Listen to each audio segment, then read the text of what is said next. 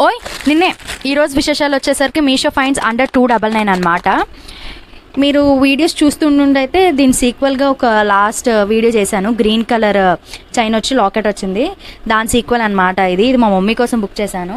దానికి దీనికి తేడా ఏంటంటే ఆ లాకెట్ వచ్చేసి ఒక అమ్మవారితోనే ఉంటుంది, ఈ లాకెట్ వచ్చేసి అష్ట అమ్మవార్ల లాకెట్ అనమాట. వీడియోలో చూస్తే మీకు తెలుస్తుంది, ఆ 8 అమ్మవార్లు ఆ లాకెట్ మీద కనబడుతుంది. చాలా బాగా డిజైన్ చేశారనమాట.